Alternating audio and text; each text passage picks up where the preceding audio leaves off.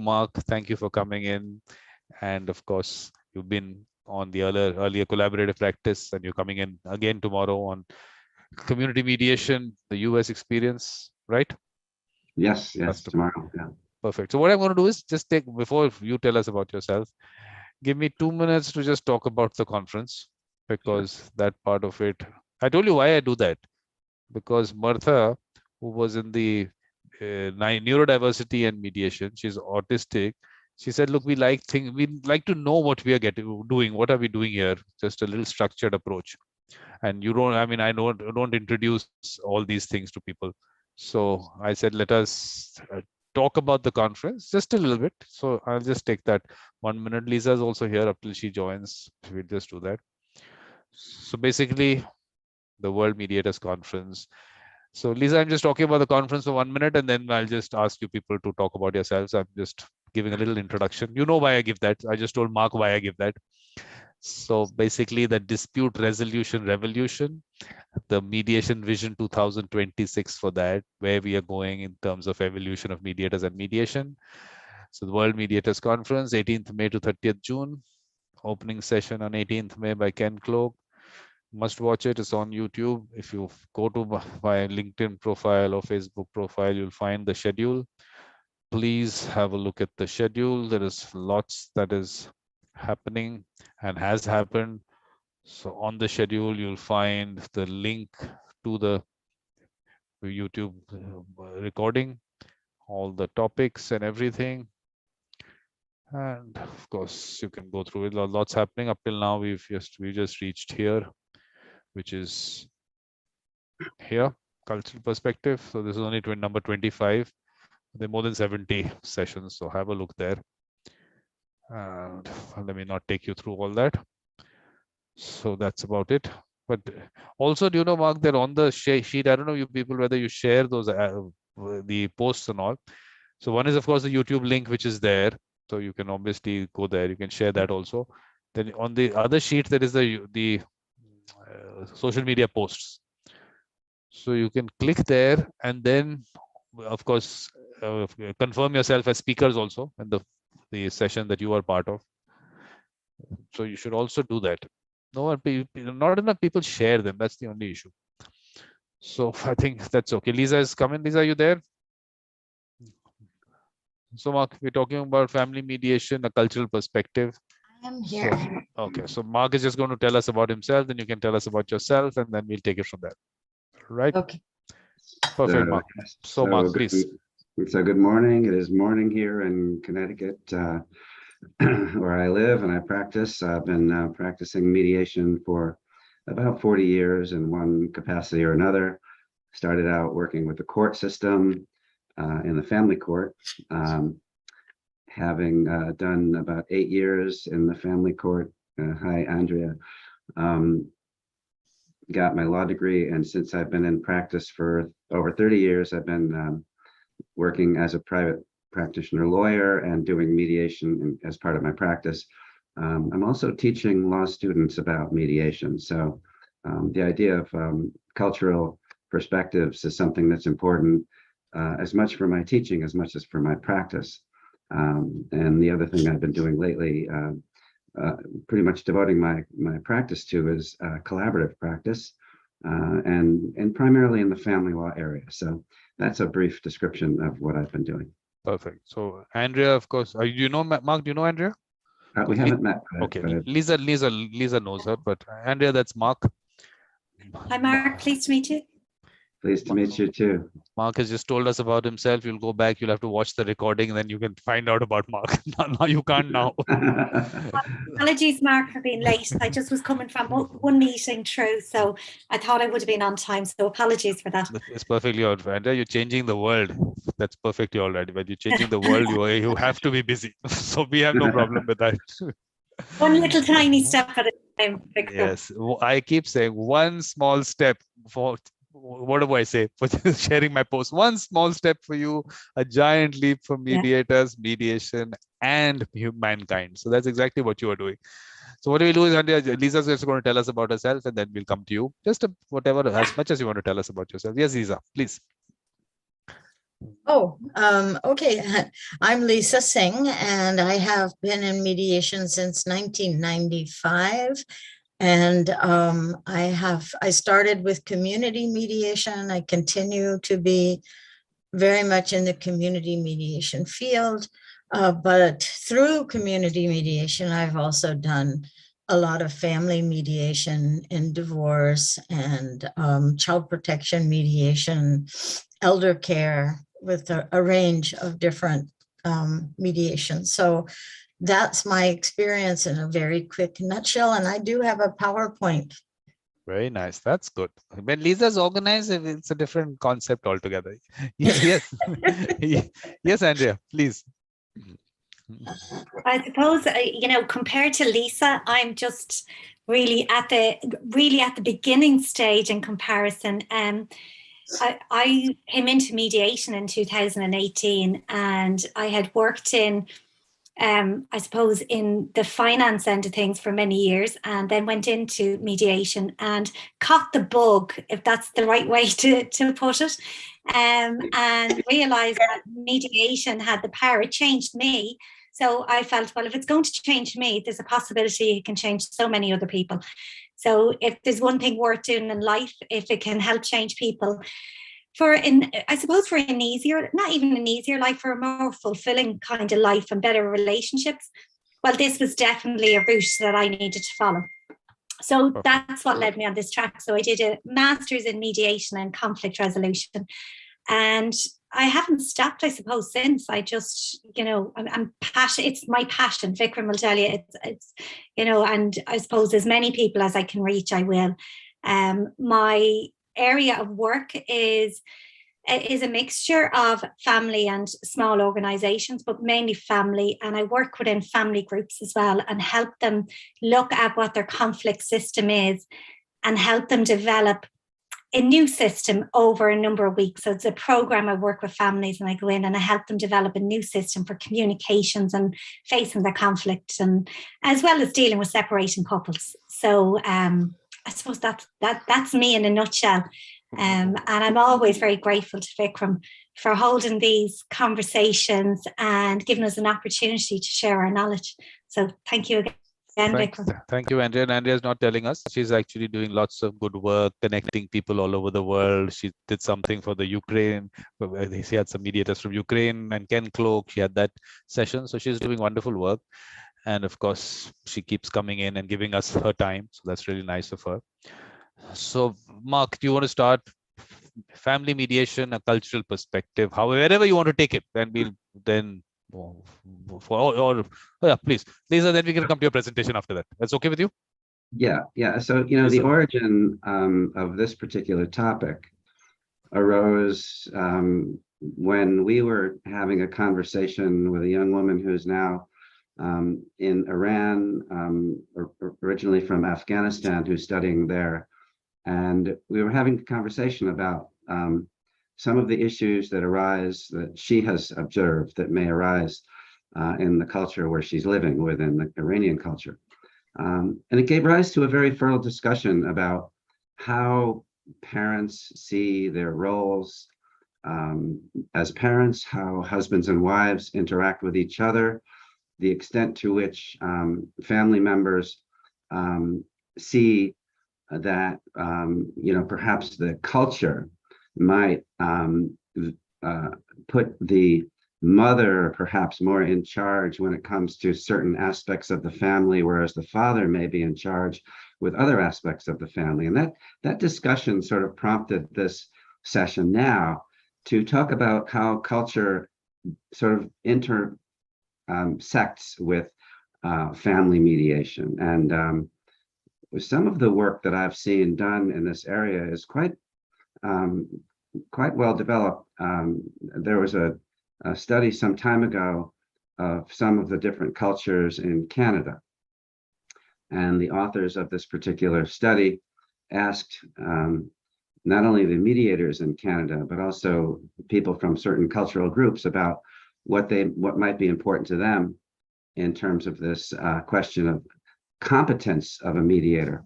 And so the question of what makes a mediator competent to interact with people from different cultures is something that I've taken a very keen interest in. And, you know, one of those very interesting subjects is, you know, if you're coming from a particular culture, let's say here we are in the United States, right? And if we're interacting with people from a different culture, do we come in with a bias as a mediator that our particular view is somehow better or more advanced or somehow different, you know, in a way different, but in a way that's sort of judgmentally preferred over others? And it reminds me of a class that I would teach during the summer at Yale University. I would be a guest speaker. People would come in from all over the world to talk about my subject, which is mediation and dispute resolution. And I would come in with my sort of perspectives and my presentation, and I'd have about 3 or 3.5 hours with these students. And again, they were from all over the world. And after the break, I would open up the discussion for people to talk about what's happening in their country of origin.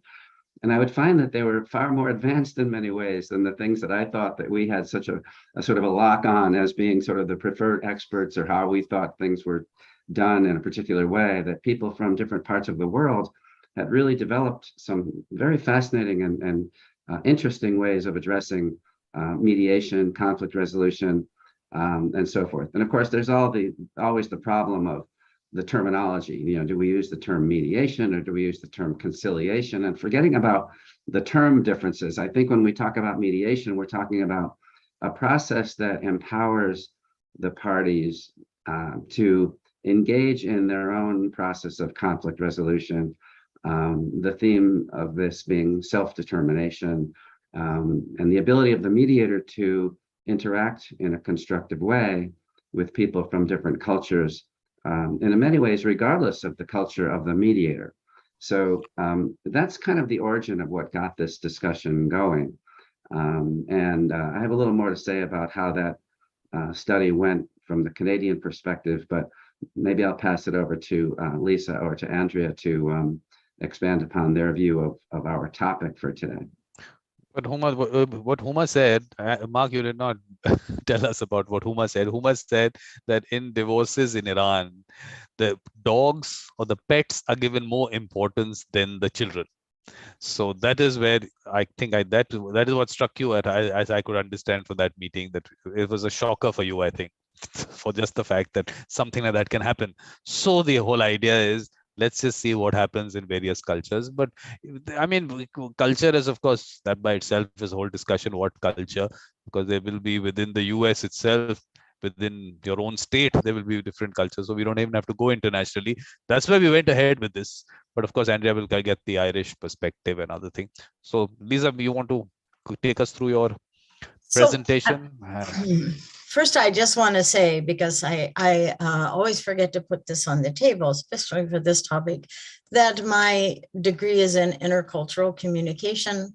I lived within a family because my first husband was from India. So I have this perspective of being in a family with different cultural backgrounds. And my current husband grew up in Israel. So again, you know, I have that intercultural perspective about living within different cultures. I also lived in Indonesia for 9 years, and India and parts of Europe. So from that perspective, having studied it, I kind of just sort of tried to look generally. So do I get to share this? Of course you can, of course. Okay, then let me pull up my PowerPoint. First, the only big problem is to find it, right?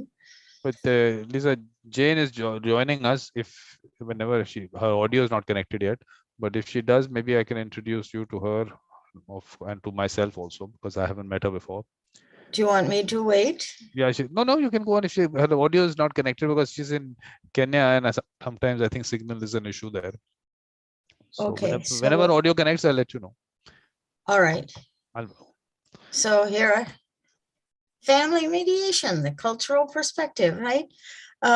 So first I thought, you know, really let's talk about what family mediators do, because maybe some people don't really realize the breadth and width of family mediation. So it's not just about marriage or divorce or separation or parenting, but can also have to do with elder care, families' budgets, inheritance. So it's a range of things. And I think as well, sometimes children's services, I used to do training. I know you hate the word, but I used to work with children's services to help them be aware of the cultural differences within families. So even that, has its own, I did family group decision making too, and I was always sought after for times when there were differences in culture that created misunderstandings. So why do we even talk about culture? And in my view, culture permeates all aspects of mediation. It also permeates all aspects of family mediation. There is no aspect of family mediation that does not involve culture. And so being aware of the cultural aspects, in my opinion, is really, really important. I mean, for me, each individual comes from a specific family culture. You can call it, you can use different terms. You can call it a family system, but it's basically a different family culture. And if you come from one culture, even if you're within the same national culture, you still have to blend with different family systems and ways of doing things. So that culture affects even the first step in marriage. And it really also has a lot to do with how things break down. So that's my perspective of it. When I think about family culture, I also think that family cultures are in like 3 different orientations that I've used. There's a lot more, it's a lot more complex. I'm simplifying a lot, but like there's a role orientation within the family. And some families are more role oriented than they are rule oriented or relationship oriented. If they're role oriented, then you have a role of mother, father, brother, sister, and you have certain expectations that everyone has when you're playing that role. Grandmother, grandfather, and sometimes you're playing multiple roles within the family. And then there are different roles in the family that aren't just the position of mother or father, but they can be roles of mediator within the family. So I'll talk about that in a minute a little bit more. And then there's the rule orientation. There are some families for which rules are more important than anything else. Your role is not as important.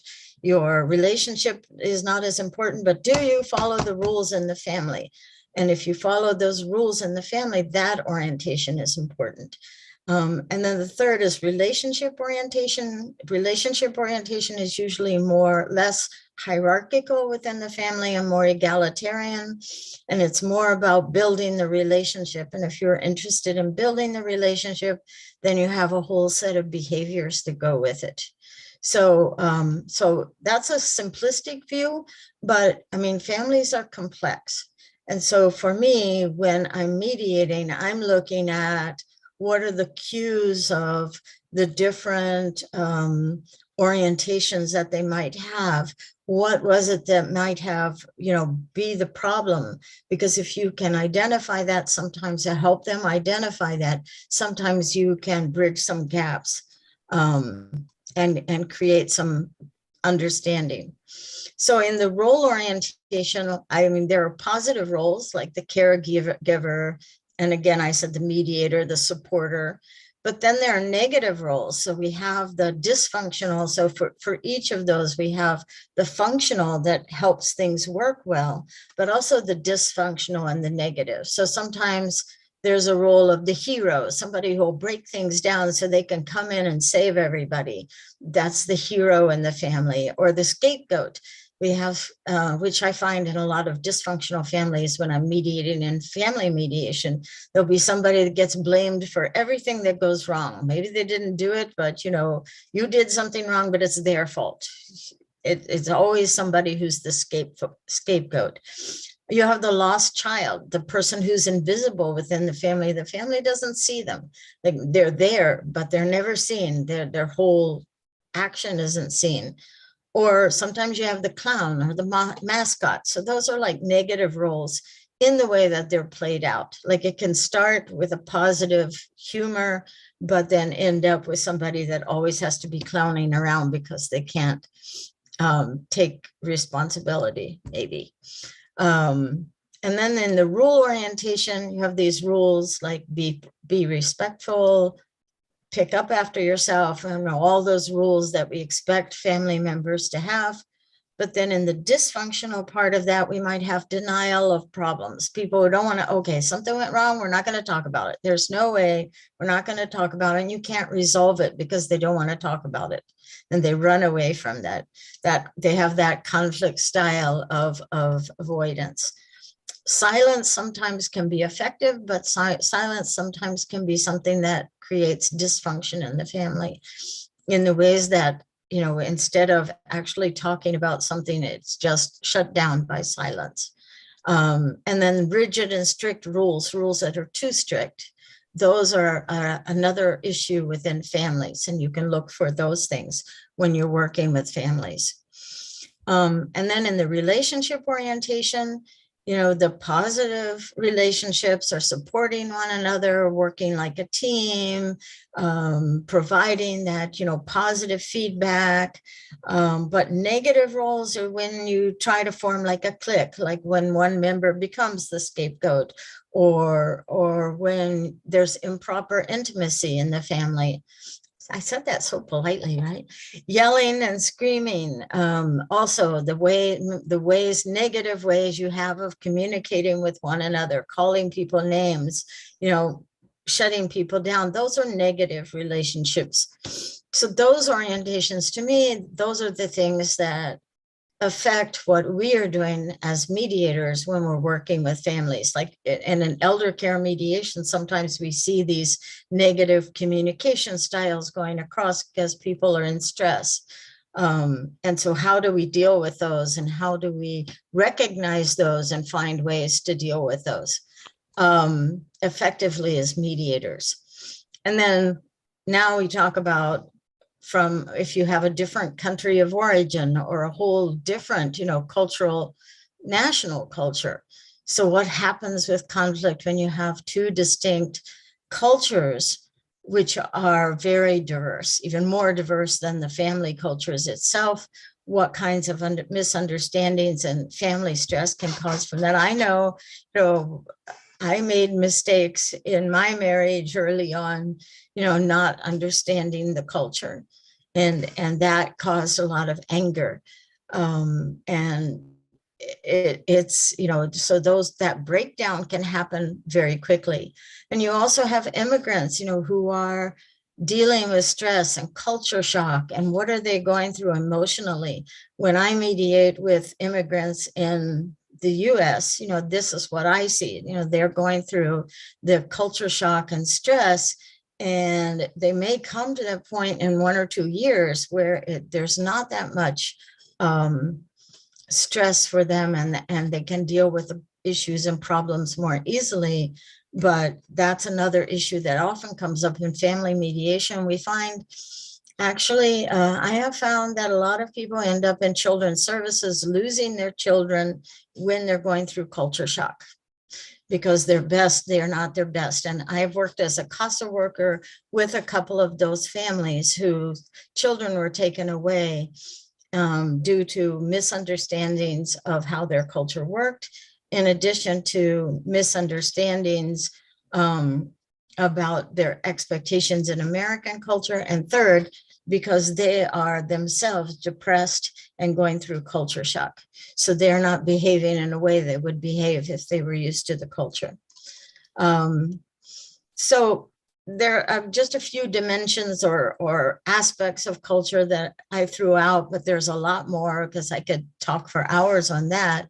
So like individual versus collective. So there are some cultures that are more individualistic, others that are more group oriented. Sometimes that creates, with an intercultural marriage, that creates a dynamic, the hierarchy within the family, just like you had said, with Iran or Iraq, how much hierarchy there is. So if you have a hierarchy, with a family that's more used to more egalitarian or structure, that can cause misunderstanding. Sometimes privacy is an issue.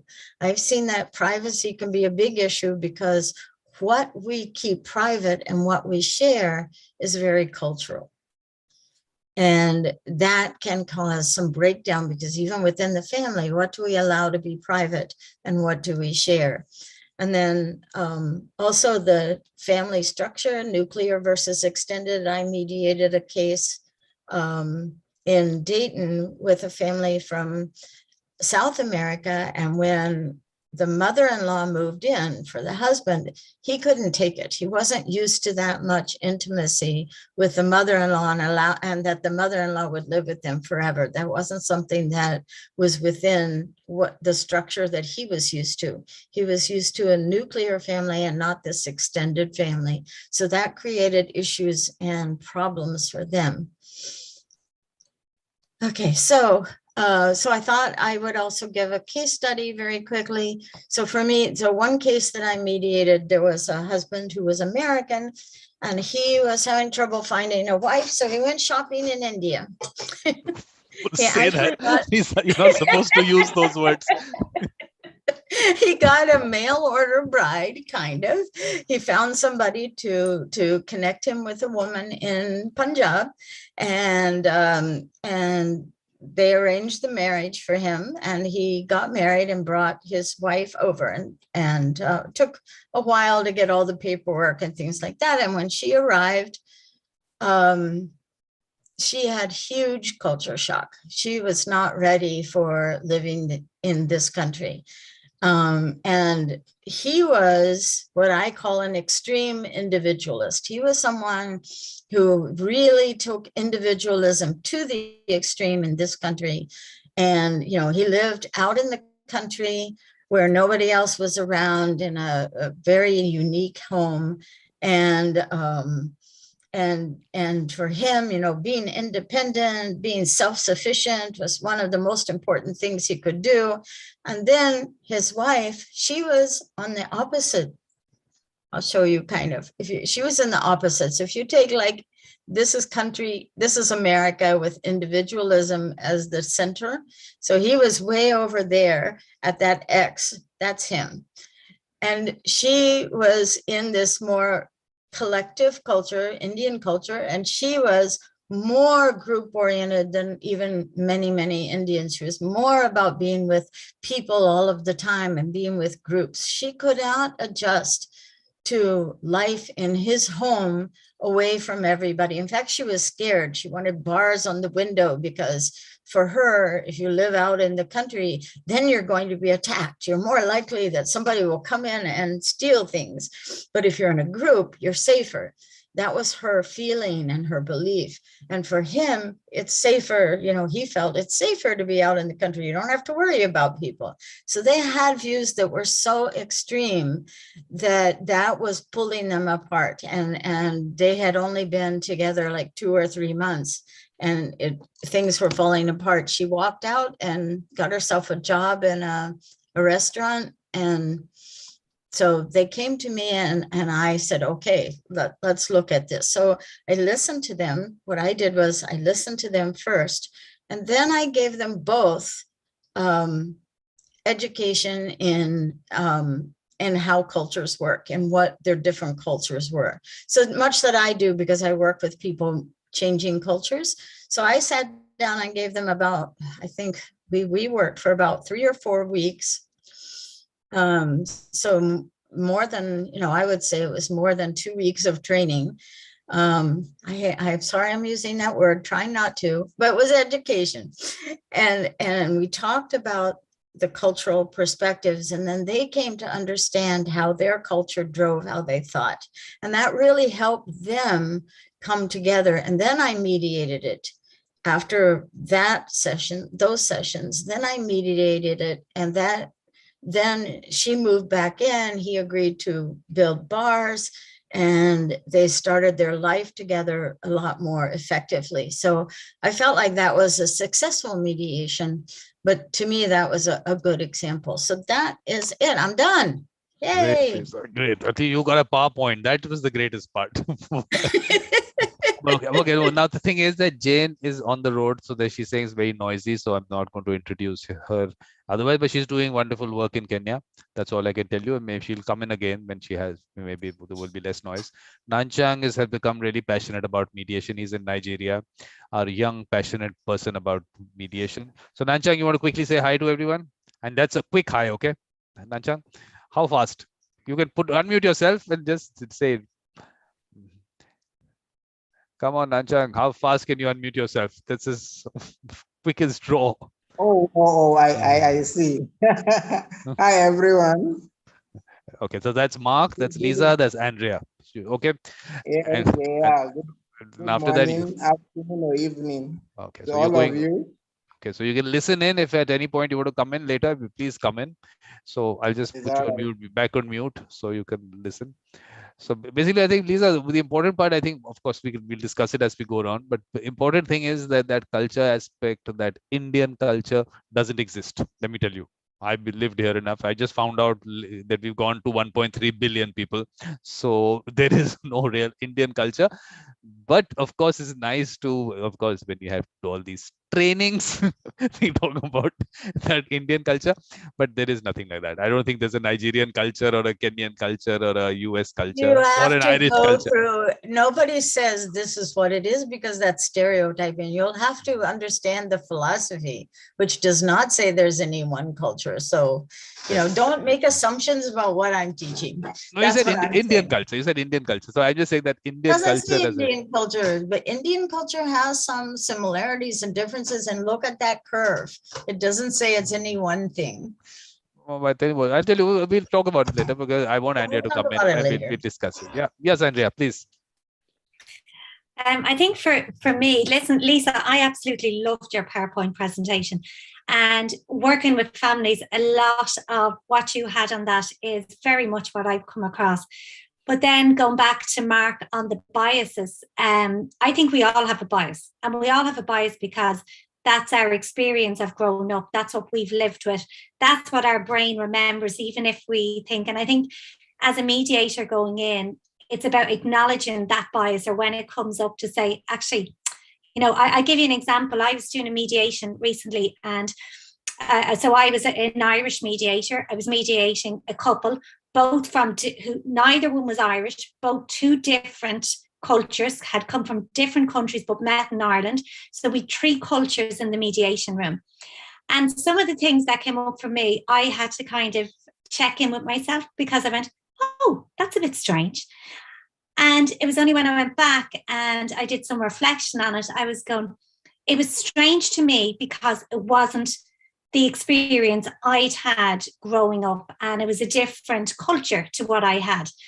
And that's what it was. It wasn't that I thought it was wrong. It wasn't that I had a judgment on them. It was just that it was different. And so once I acknowledged that was different for me, I could say, okay, that's different to my experience. That's okay. So then I could go back in. My bias had been acknowledged, but it was not acknowledged that it was different to my experience, and not that I had a judgment against it. And I suppose then on the culture, what I've come across through mediation is that, and like what you said, Lisa, that each family, well, when a couple come together, regardless of what country they come from, or they bring a culture with them into the marriage. And I suppose, Vikram, from what I was hearing from you, that there is no thing as such culture. I think by culture, I mean the experience of the system they've grown up in. So they have brought with them their experience. Their brain remembers that experience. No matter what we do to our mind has a great power over how we think and how we perceive things. So we've a couple coming together into a relationship, and they're both bringing different perceptions or culture or biases or whatever else into the room. And then they form this marriage or, unit. And maybe they have children, and then there's a new culture formed, because this is a new family system, a new family group, and it takes a piece from, mum or dads, or dads and dads, or mum and mums, whatever the relationship is, and it brings a piece from each of theirs.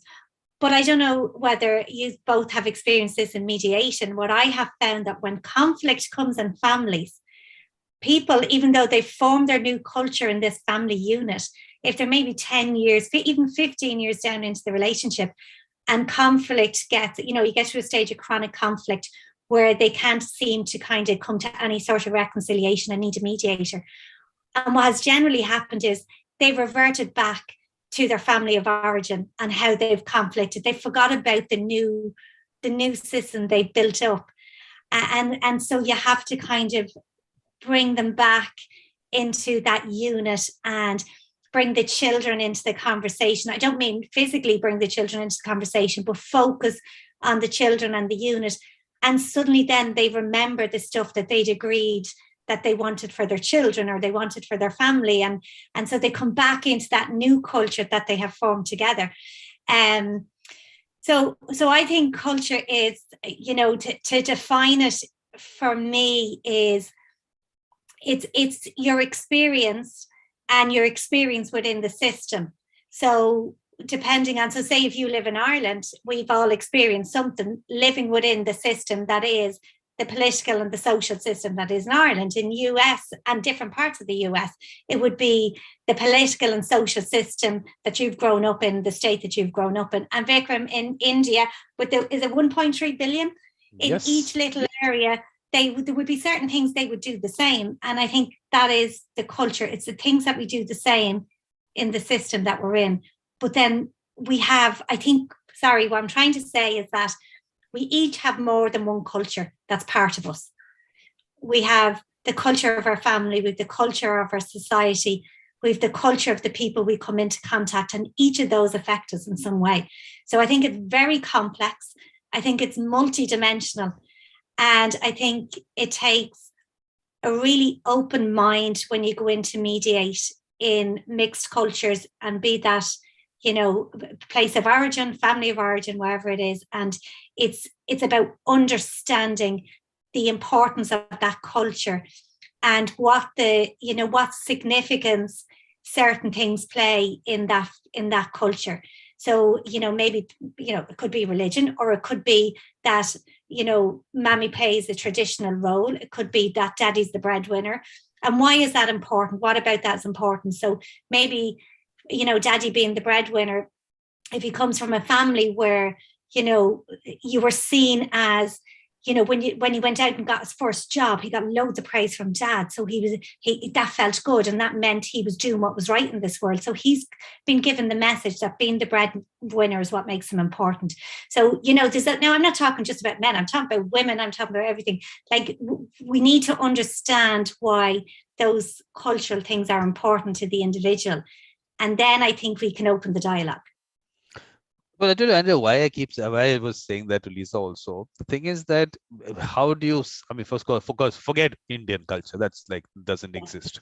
But then I come down and narrow it down to my house. I come down to that much. My house and me, what I bring in or what I have will be different from my neighbor, because obviously today you're not living in that kind of a cohesive community or something like that. So there's no concept. So if I say Delhi, it is nothing. We have about 20 million people in our city. So to say Delhi culture will not exist. So we'll have pockets. So I'm saying that maybe we have to move away from this whole concept of, are we looking at culture or are we looking at people? Because even twins, of course, that you people will maybe do an experiment there or check that out. If twins also growing up in the same situation and then move out, and one goes to one part of the city or one part of the country or one part of the world, and the other in the other part, are there certain things that they bring on the table? Maybe we can have a look. So I'm just saying that maybe we have to grow out of this whole culture thing. We have people from various countries here. I don't even have to go into each one's background or anything. It's just the person in front of me. That's all that really matters. Finally, that's the way I look at it. Yeah, Andrea. Do you think culture may be important to, like, although maybe, you see people as individuals, but as a race, we want to feel connected. So I know we can feel connected individually, but we also like that group connection. So does culture are people happy to have an identity sometimes? have an identity with culture, but still be open-minded to other cultures. That's what I'm saying. That whole definition of that culture by itself, I think by even getting into it and saying it's very complex and all that, we get into that direction. I'm saying it's the simplest thing. Culture is, for me, as simple as the culture of being a good human being or not, the culture of maybe not lying, culture of something. Come down to those basic human things that we have and put them into those groups. That'll be easier to understand people. I'm just a thought. We will discuss it as we go along, because Mark definitely wants to come in at this point. Yeah. Yes, Mark.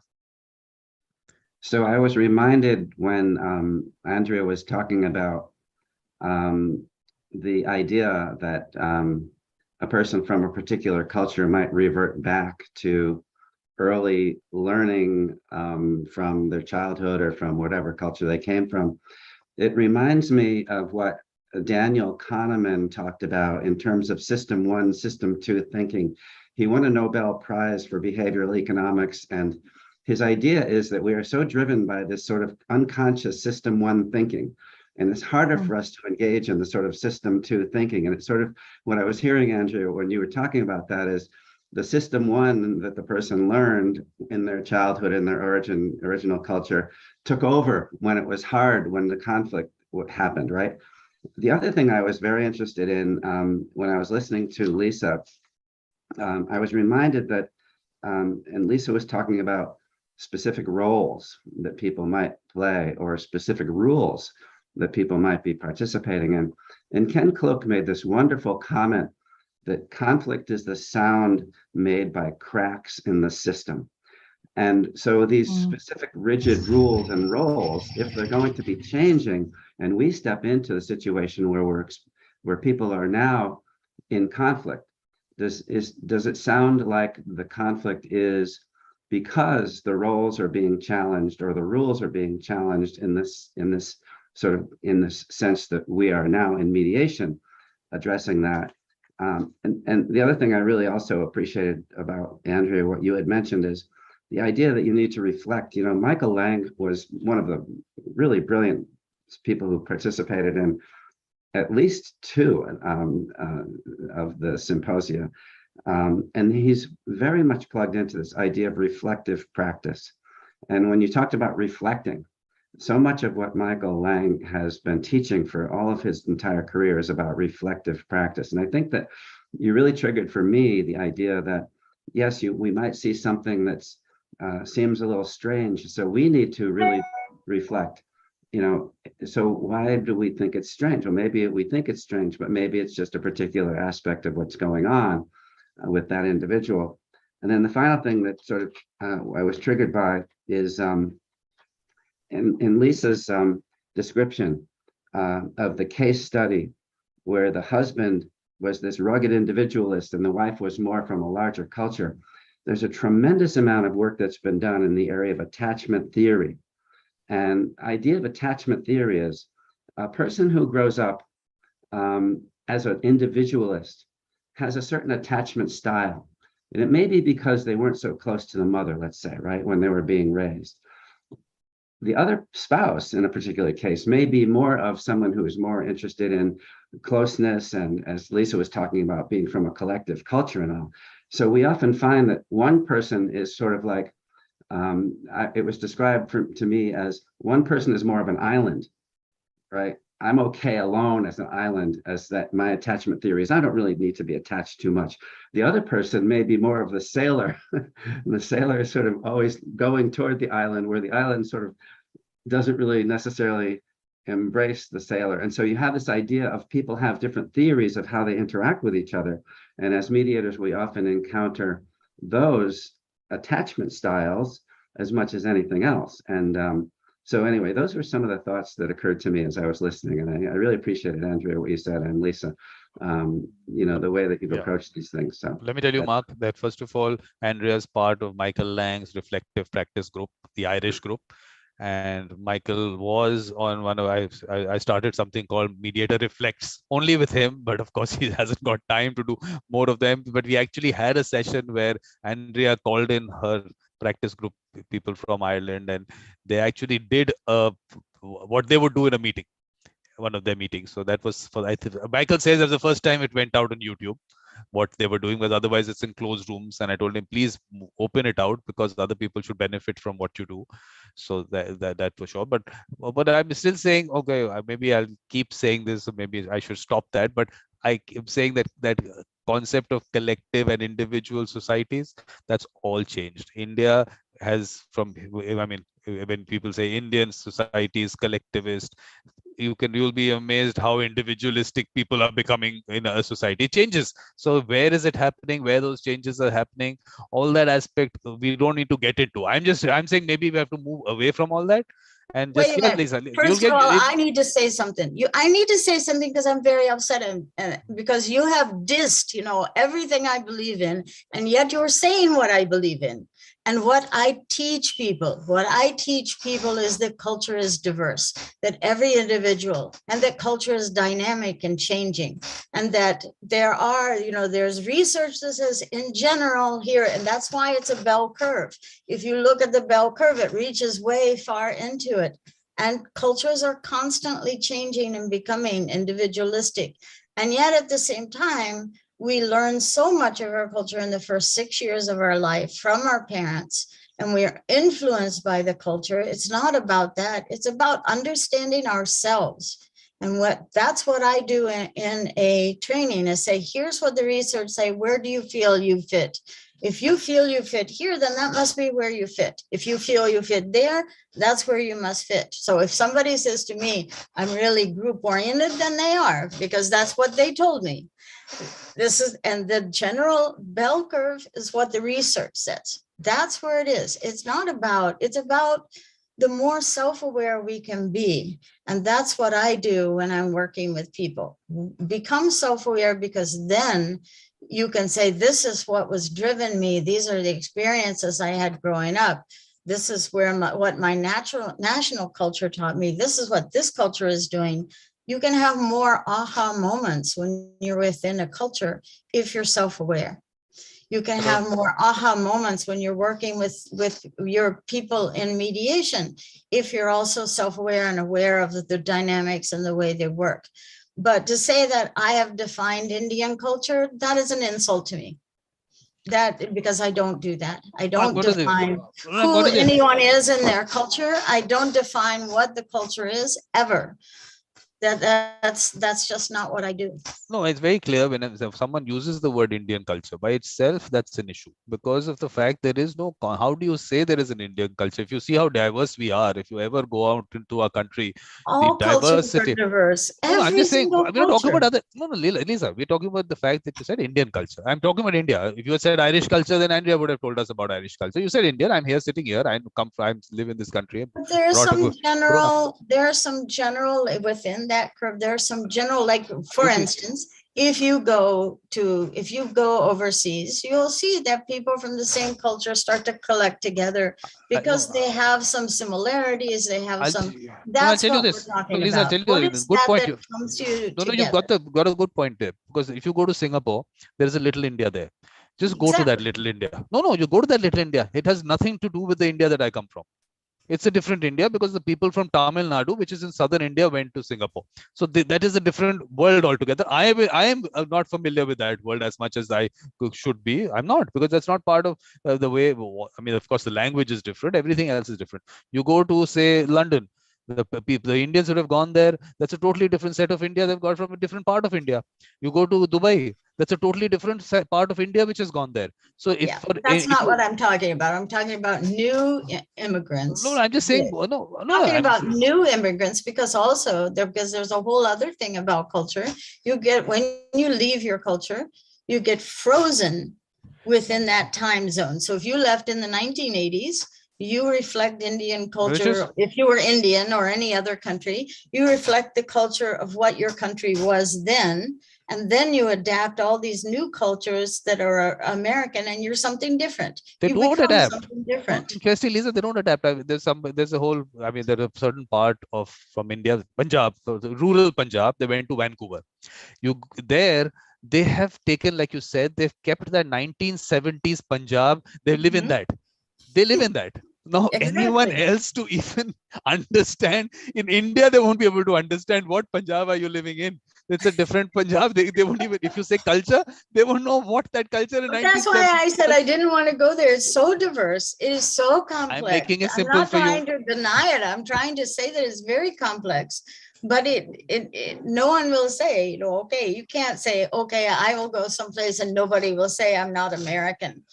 I can No, sort of blend in. I no, can no. sort of, you know, do that, but I'm stuck. You know, I'm a cultural marginal. I'm Okay, on I'll the tell you what. margins of all cultures. I'm stuck. What we first of all, before we start talking, we have to tell Mark that we have agreed to disagree, but we ultimately agree. Mark doesn't understand this kind of conversation. He's getting worked up. Why are they talking like this? Well, Mark, this is the We way have both of us wonderful talk. conflicts, he and I. We enjoy it. Andrea's been a spectator to all that, so I think she understands very well.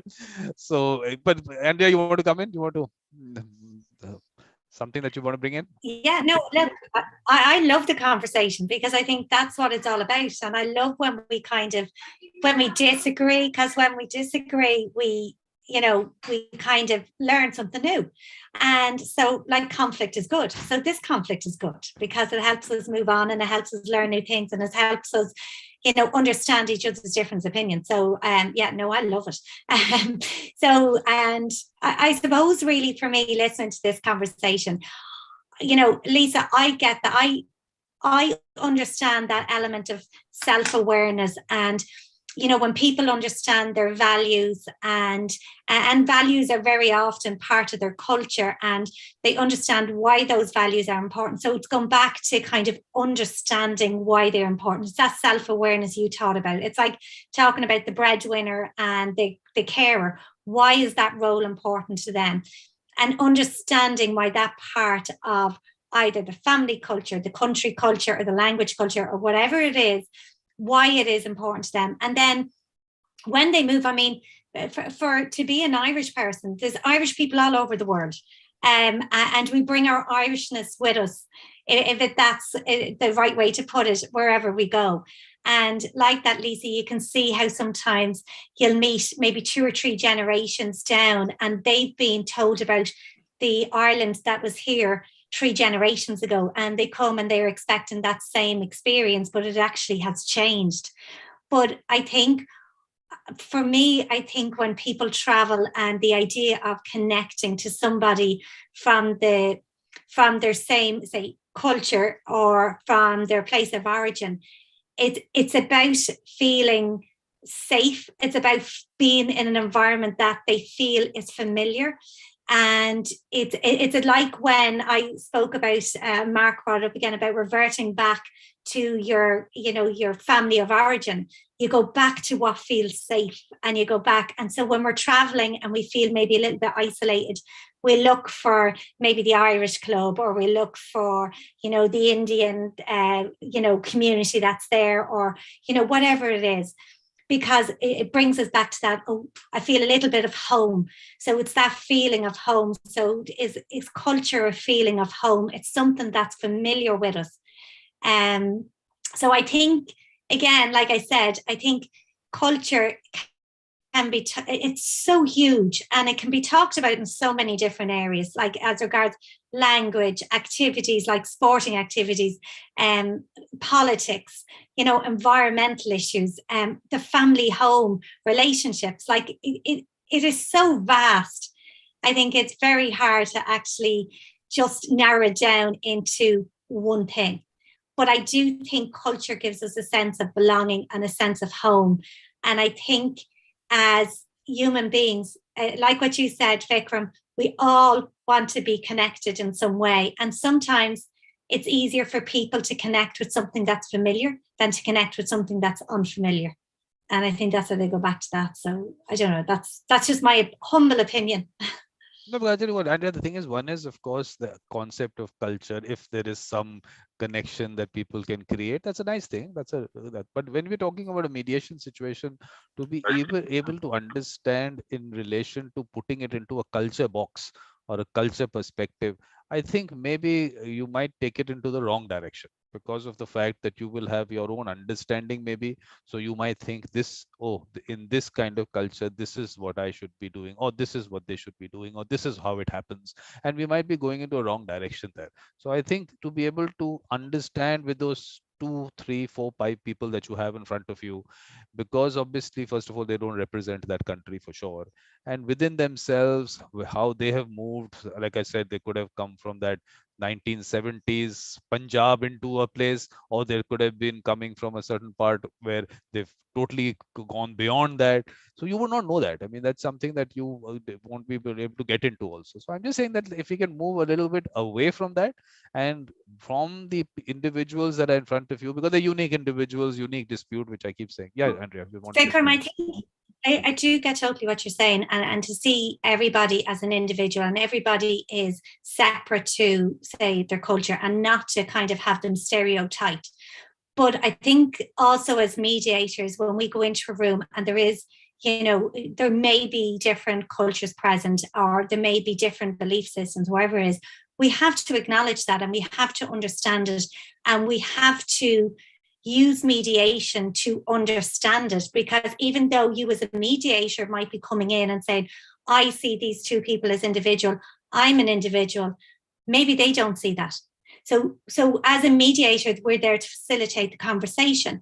So if you have a couple who are coming from different cultures, and maybe the wife is saying, I just don't understand why he is this way, and so it's our job as a mediator to ask the questions, so to allow the space for him to explain why those things are important to him, and to allow the space for her to hear why they're important, and then the opposite way around to allow as well. So even though as a mediator we come in seeing them as individuals, and they are individuals in their own right, we also have to acknowledge that sometimes as a couple, they don't understand where each other's come from. They mightn't see each other just as individuals. So we have to get underneath the culture and underneath why it is important to them, because it might be important if you're dealing with a family where, say, the dad, maybe, now look, this is just off the wall stuff, maybe the dad feels that the boy should have an education and the girl shouldn't. And the mum is going like, I have a master's degree in something else, why should my daughters? Well, in my culture, it's not okay for women to go to school and this, that, and the other. So you're going to have to get underneath that. That is a cultural thing. That is an issue that comes up. So you're going to have to get the understanding for that. But you'll also have to bring out the understanding for the wife, as in why it's important for her daughters to have the equal opportunities that her sons have. So I don't think we can avoid it. Even as mediators, as we see them as individuals, and they are individuals, I don't think we can avoid culture, because we grow up and where we are influenced by the environment we live in. I don't think you can go through life and not be influenced in some way by your environment. So what I'm saying is, Andrea, that what all the things that you just said, that when you are going to ask those questions, and from that you'll be able to understand their situation, that's not a culture thing. That's you understanding the people that you are with, and that's the whole idea, to understand them as individuals and their thought process. If the person who doesn't want his daughter to study, that's an individual situation which you have to tackle as an individual. You're not out there to change society, and all of them should be looking at things. So you are there for a specific purpose. So in that specific situation, you're trying to understand this person's thought process. You don't have to get into whether in that culture this is done or not done. In this situation, how does that whole dispute or that conflict get resolved? That's what your concern at that point of time is. So and by asking the right questions, by them being your guiding factor, they'll take you through whatever their thought process is. It doesn't matter what they call as their culture. The point is what they have brought into that room is what is important. And that's what you are going to be able to understand if you going through the process the way you would go through it. I mean, you'll have your process the way you do it, and Mark will have his. But I think that is what the whole thing is all about, to be able to move away from those aspects that put them in a box, and a general box, and bring out the individuals, and being able to get into that individual, because we don't know what has influenced them. I mean, what, if you say culture, what culture influenced them? But just the fact that they had some people they were growing up with, and what influence that brought in, or whatever, in terms of a place they grew up, what was happening there, whether that influenced them or not, we don't know. I'm just a thought, but let's get Mark into it. Let's see what Mark has to say. Yeah. Yes, Mark. Yes, I'm interested also, Andrea triggered for me this question of, in some cultures, sometimes, let's just say it would be a power imbalance where the female does not have a voice, where the person who comes into the mediation doesn't feel like they actually can express, because when they've come from a culture of repression, where, let's say, a woman, and just my example I'm using is the female party, doesn't feel comfortable expressing, because she may come from a culture where a woman doesn't speak up, a woman doesn't express, a woman doesn't have the sort of the place in the culture to express. And so that would present a difficult issue for a mediator, because if I'm in that situation, I am sensitive to a power imbalance. How will we know what's important to a particular person if they feel like they can't even express what's important? And so it starts to sound like part of the mediation process might involve either a preliminary inquiry and a preliminary examination with people. How do they define their culture? How do they define their role in their culture?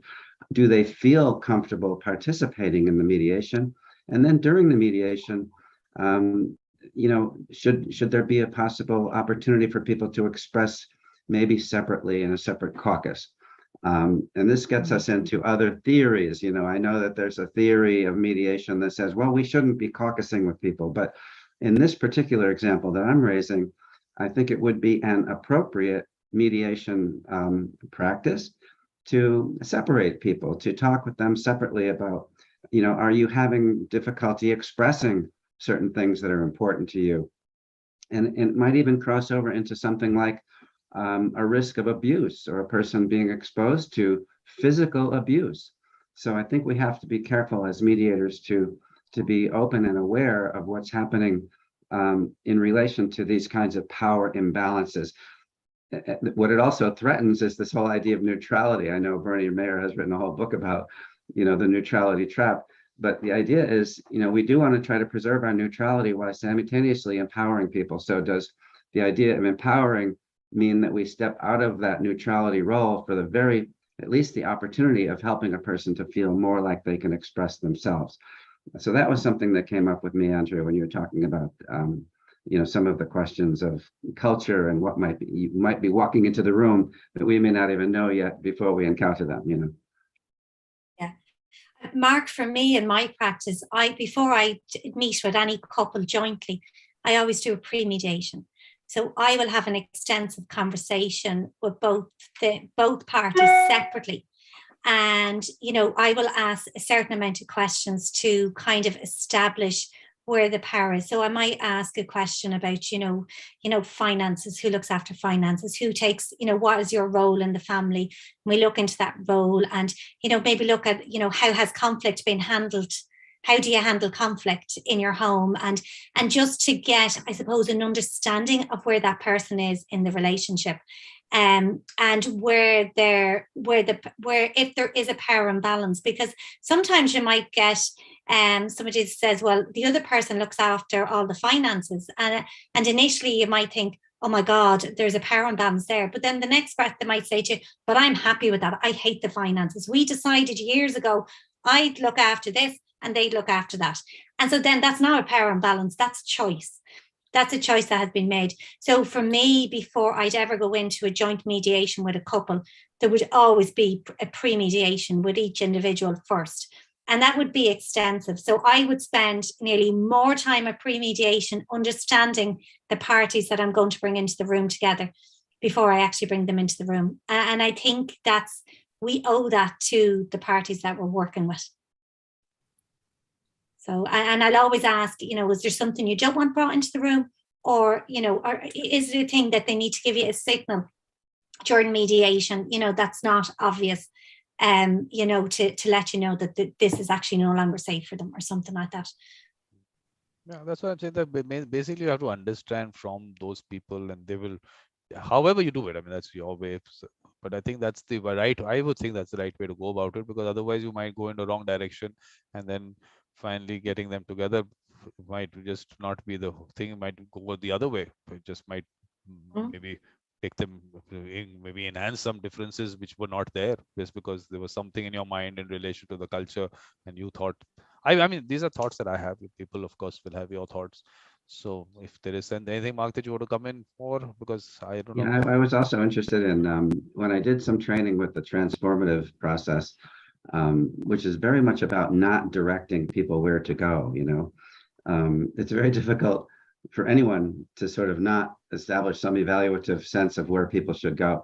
And part of this interesting educational process with the transformative people is the ability to interact with one person at a detailed level, maybe even educating that one person while the other person is actually watching you engaging in an educational process with the first person.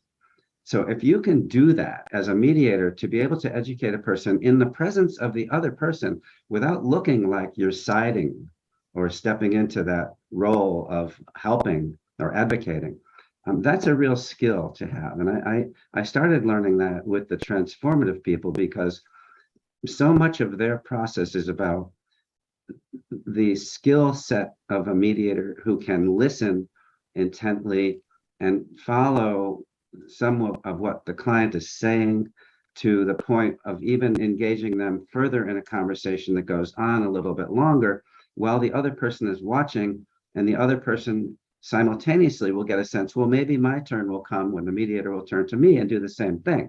So a really skillful mediator can do that in the presence of the other person. And I think that, part of what Andrew is saying, I think is so important, is the preliminary learning about people. And then simultaneously, when you're in the process with people, can you also preserve your integrity and your neutrality by engaging with people without necessarily looking like you're siding or preferring or advocating for one or the other. Those are some of the wonderful skills that keep me in the game as a mediator. And I think, Mark, we're always learning. Like, it never stops. I think, every mediation you learn something different, and you learn a new skill. And it really is about, I suppose, taking each opportunity to learn more and to realize that, I would always say that I'm never good enough. There's always loads of room for improvement, and loads of, and as I said to Lisa earlier on, in comparison to Lisa, who's doing this since 1995, the amount of learning I can gain from having a conversation with Lisa or being on this, and it's that learning from each other, learning in practice, reflecting on our learning and understanding our learning, so that each time we're improving. And each time that the people who benefit from that learning are the people that are in the room in front of us, right. And I think that's what it is. And I think that's, Vikram, what this forum does. It gives that opportunity for learning from across the globe. And that is so important for the people. That can only benefit the people that are sitting in front of us. You're on mute. Vikram, you're on mute. I was from what I was checking with Lisa. Lisa said she has some work to do, so she had to go there. So she might not be joining us again. But I was saying, Marcus, that there are a lot of factors which I've been discussing, and of course you can also maybe put your thoughts, because you haven't been part of the earlier symposium. The fact of heart, soul, spirituality, and energy that mediator brings in, those aspects we can take care of culture. They can take care of a lot of things to be able to, like you said, some people can, with people sitting together, are able to maybe understand and bring out certain aspects. Some people can't. They like to do a caucus kind of situation and then separately anything. So I think it's also the person, and we sometimes lose that aspect of it. So me to even learn from someone, but their whole way of going about it is different. What they bring into the room is so different. And would you be able to do that? Maybe not. Everyone can do certain things. Some people can't do that. So I think there is a lot those aspects also to be looked in. So it's not about looking at the culture of the parties. It's looking at the mediator and all I don't know, I won't say culture, but what the various aspects of the mediator brings in, I think those can take care of what we were talking about, cultural differences, whether they are cultural differences at all or they are just individual differences that we can get into. But I think all those can also be taken care of. And that's my thought on that. So if there's something that on that, maybe Mark, you have to say, otherwise we can always close the session. Is there anything closing? Okay, Mark, closing remarks.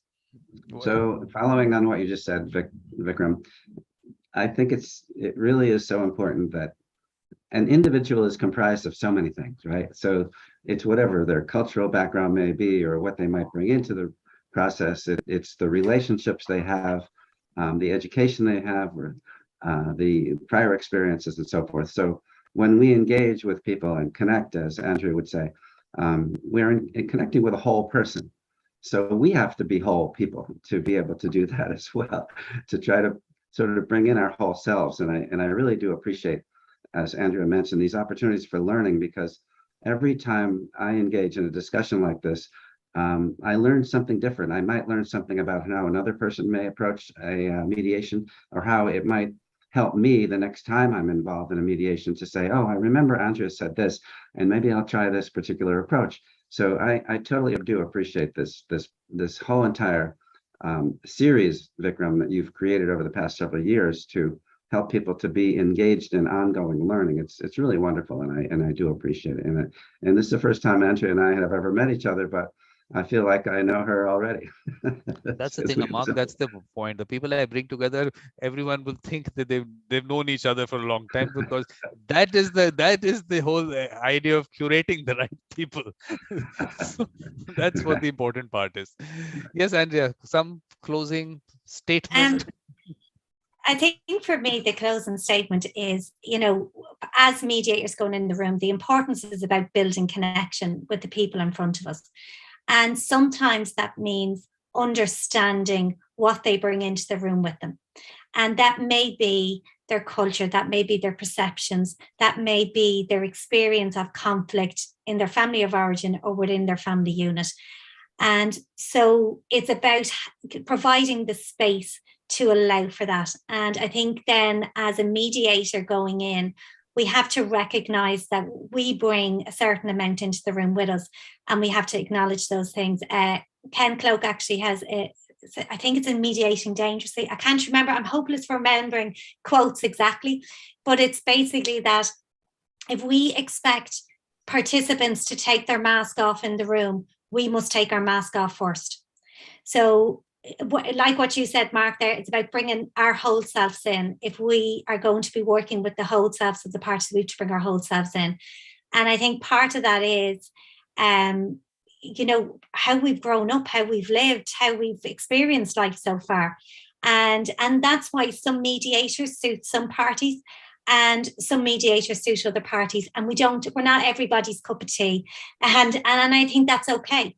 That's okay, because the most important thing is that the people that we do work with, that do connect to us, that they actually, come to a resolution. And if we get parties in the room that just don't connect to us, well, maybe we're not the right person for them. But that doesn't mean mediation won't work for them. That means we mightn't be the right mediator. And we need to say, there's more mediators out there. Maybe somebody else will work with you, will connect better. So to me, culture is about connection, and it's about understanding. So I suppose I'll wrap it up there. And it was lovely, Mark, to meet you. And I'm hoping that we'll have many more conversations. Perfect. Thank you, both of you. And of course, I mean, I will not give any closing, because you've heard me. For me, it is that, like you saying, connecting with people, that connecting beyond everything, and they'll take you where it has to go. If you connect in the right way, the connection with the heart, connection with the soul, connection on a spiritual level, whatever connection that is, it by itself works things out, according to me. So did I get the last word? I shouldn't get the last word, but okay. So thank you very much. And I'll, of course, see you tomorrow.